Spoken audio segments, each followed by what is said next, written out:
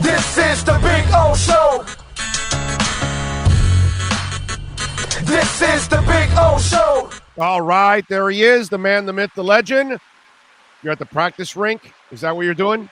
Yeah, we're at they're practicing right now. So okay, all right, I like it.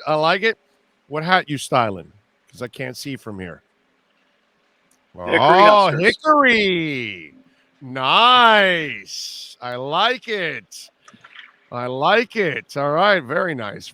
Okay, Gene Hackman would be proud. All right, so let's talk a little Okie. Dude, I laugh at anybody that's panicking right now. It's like you've had such a kick-ass season. You haven't had a valley, and you're human beings. You're supposed to have some valleys. Yeah. It's about damn time you had a valley. So I'm not that concerned. Am I looking at it the right way? Yeah, no, I mean, there's no concern, I don't think. I mean, you look at the 3 games that they've lost, and they lost those 3 games in different ways. I mean, they should have won the Nashville game. They had a 3-1 lead in the second period. They lose that one. They got outplayed in the goal by Columbus.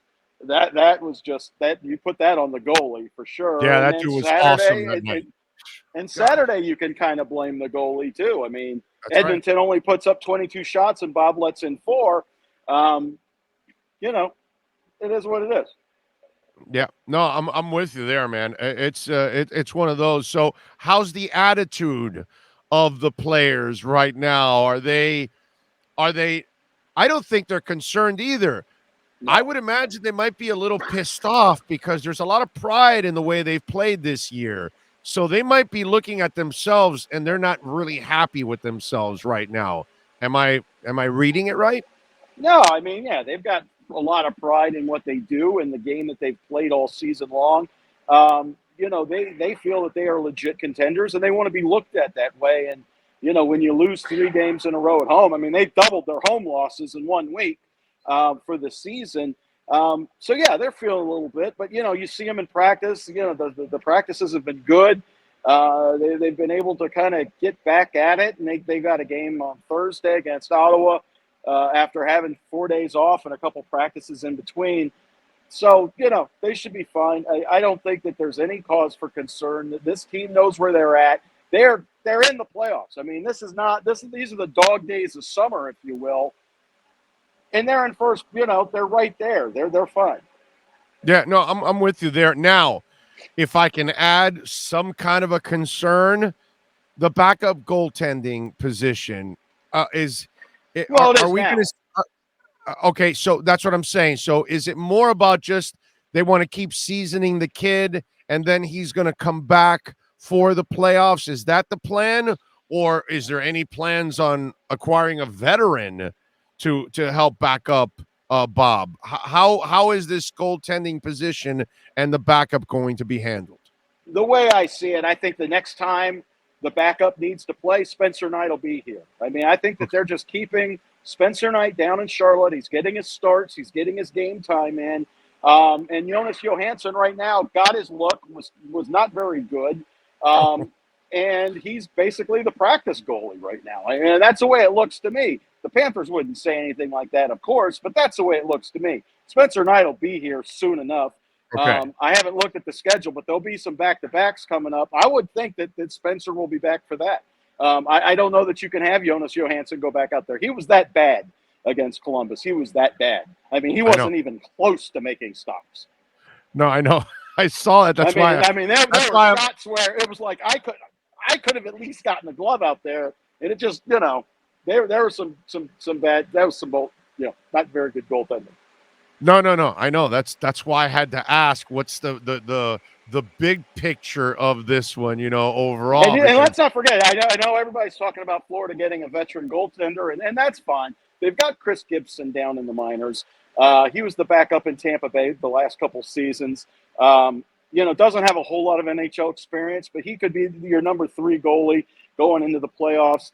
The Panthers right now don't have any salary cap room. So the Panthers are going to have to shed some space to do anything at the trade deadline.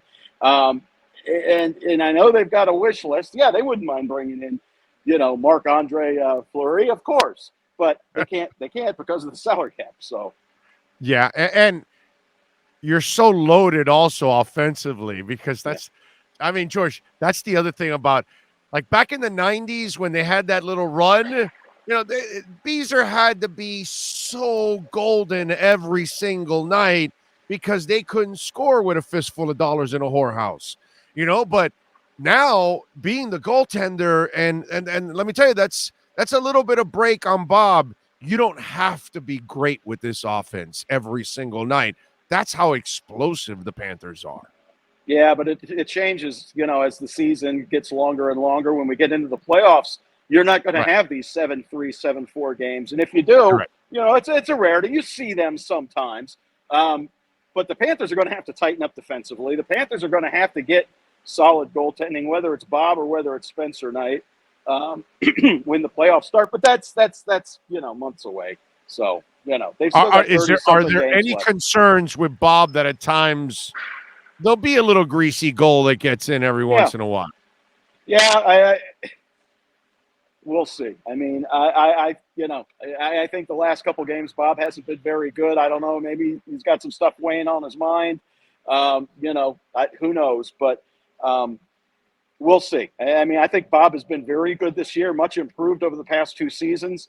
But these last couple games look like last year. So, or the first year he was here. So, he's able to get a fresh start again tomorrow as well. So we'll just have to wait and see. When you say Bob hasn't been as sharp, the team hasn't been as sharp. That's yes. Is it something like maybe they might have let their guard down a little bit with the time off and that, they got a little bit of the fat cat syndrome since they're so damn good? Well, I don't think so. I think because they came out and played so good against Nashville. They really did. They had a great start against Nashville, and they just let it come apart. And then you look at the Columbus game, and they very well could have won all 3 of those games. It wasn't an effort thing. It wasn't a rust thing. They did look a little bit tired as the third period went along in the Nashville game. But the other 2 games, I mean, if things would have gone right one way or another, they could have been right, won those games. Instead, they've got a 3-game home losing streak. So that's just the way it works sometimes. George, what happened with Hubie? What kicked in? Like, he was always a damn great player. I mean, always dynamic and everything. But this year, he took it to another level. And when Barkov was missing, he stepped up like a freaking stud and a half. What was the watershed moment for him? What triggered that he had to become that guy? Well, I think it happened last year. I think Jonathan Huberdeau, I think that light went off last year. I think you saw him be more assertive. I thought you saw him become more of a defensive player, a more all-around guy, more of a leader. And I think as last year went along, he became more of that, especially when you saw the playoffs. If you remember in the loss to Tampa Bay, Jonathan Huberdeau was pissed that Florida lost to Tampa Bay. He showed anger that we've never really seen in him. I mean, you could just see it in his eyes, the disappointment, the anger in that, the frustration in that. I mean, Barkov, and Ekblad have been through a lot with the Florida Panthers. And it's where they want to win. They want to win, and they want to win big here. So as much as we talked about that Tampa Bay series and how great it was for the Panthers, they were ticked that they lost it. That said, I think Jonathan Huberdeau, has become one of the elite players in the National Hockey League. I think the talk around him was always that he could not play without Barkov. Right. He would put up quiet points, and he had 92 points a couple years ago, and that was overshadowed by the 96 that Barkov got. I think now if he had those kind of numbers, and he will, I mean, he's going to, they're pretty monumental. I mean, he's become a leader and a winner, and it's been really good to see. George, those of us that get the pleasure of being around the Panther organization or any of the owners or the players now, you end up, even though it's not our jobs to do this, but we kind of root for them because you see that the passion's there, that they're doing everything right. Okay. Right. Like we can point at all the things wrong that they've done in the past with prior ownerships and leadership groups and all that kind of stuff. But since Viola and Sifu took over, all it's gotten is better and better and better. And the investment on the team, the investment in the community over at War Memorial and everything, it's almost like, dude, everything is built for an amazing crescendo in this postseason. That this may be the most important postseason in Panther history, because with it, I'm not telling you they have to win the cup, and you know it. But if they have a deep run and get to the conference or even to the cup finals, I think that that's what's going to finally catapult this sport into, kind of the early steps of the heat of what they did to make us kind of a basketball town. You know what I'm saying? What Tampa's done with the Lightning, this might be the embryonic moments right here if you have a deep run in the postseason. Agree or disagree? Yeah, I guess. I mean, come on. The Panthers have been here, almost 30 years. They lost, they pissed away a decade worth of goodwill with, they definitely did. And it's cost this franchise ever since. I mean, you look at 2001 up until about 2011, they lost a lot of fans over that time. And I think that, this is a very important postseason for the Panthers. But if fans haven't figured it out, I mean, the last 2 years they've been very good. This is a legitimate Stanley Cup contender. They do need to win at least that first round to make this season, not feel wasted, because it would. If they end up being the first, the number one seed or something like that in the East, and then you go out in the first round, I mean, you're going to have the same old Panthers talk, and that's just not the case. And you just mentioned that these aren't the same old Panthers. This is a different organization from all that stuff. They don't know that yet. Right. People, no, you're absolutely right. No, the average person doesn't know that. Just like in the 90s, they didn't know it until it finally happened.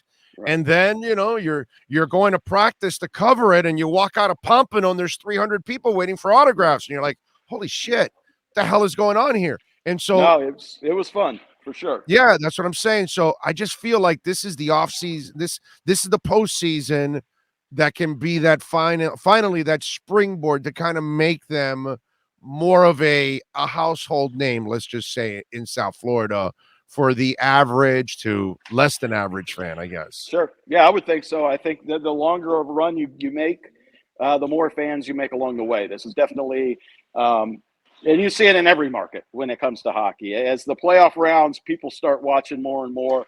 South Florida, we know this market. We know what this market's all about. The Miami Heat, this did not become a basketball town in 1995, though. This was after LeBron James came to town. I mean, because when Shaquille O'Neal left town, the American Airlines Arena was empty, and then LeBron came, and now the Heat. Listen, all the goodwill they've created over the years. Right. The Heat, that's what I'm saying. The Heat get every benefit of the doubt, and they should, because of the organization that they've built. The Panthers don't have that kind of credit right now. No, but they're working toward it. But I give them credit. They're doing everything the right way, and that has to be mentioned, and that has to be praised, because absolutely. We're watching down in Miami where Jeter just walked away, because clearly he said, all right, guys, we loaded up the minors. Now we got to start spending money. And all those 15 guys looked at each other like, what money? And so he said, I'm out of there. So did he though? Did he though? I mean, I don't want to get into the Derek Jeter thing. I mean, I don't believe any of that, but I think he put in his money, and he got repaid his money, and he got out, just like we said he was going to when that whole thing came out. You think? I think it was preordained that Jeter so they were never going to spend money. In other words, no. All right, okay, all right. I mean, good. Jeter. All right, just real quick, Derek Jeter came to town to be the GM of the whatever, the president of the. He admitted, I don't even watch baseball. I don't watch baseball. This was just he helped them get the team with his name on it. He helped them get the team. He gave them an investment that was going to be repaid to him, and then he gets to cash out. I mean, come on. Right. Whatever. Okay. Whatever. All right. No, that's fine. I mean, I never believed in the group because I don't like 16 owners. It kind of reminds me of Vine. For sure. Sure. Viner, it's the same. And Right, God right. bless him. He meant well. Oh yeah, he absolutely did. He Absolutely. meant well. They just right. right. They just They, didn't they, have the they just money. didn't have the deep pockets that you need for this. Yeah, like Yeah. Viner, like what we're seeing now with Viola. That's different, bro. That's big a time different. money. That's Yeah. a different wallet. Yeah, yeah. That's the guy that he's the kind of crypto investor I like, because he's the guy that invests and understands it's long term, and I've got the patience. You know what I'm For sure. saying? And Right, that's what's going to happen. All right. Follow him on Twitter at George Richards, and of course subscribe. Tell them about Florida Hockey Now, dude, please. FloridaHockeyNow.com. If you like the Florida Panthers, if you want to read about the Florida Panthers, come check us out. FloridaHockeyNow.com. Cover the Panthers every day, all day, every day. And where can they catch you exclusively starting next week? Right here, baby. Right here. We got the Florida Panther Insider Show. David Dork's right. going to join me. What? Tuesday at 1, I think it is. That's right. Tuesdays at 1 o'clock is his Looking slot. forward to it. So George Richards is going to be locked in. So Panther fans, there you go. Lenny Locksmith. He's locking it down with the Florida Panthers, baby. All right. I love it. George, appreciate you, my brother. We start All right, next Orlando. week, man. Thank you. Good seeing you, brother. Be good.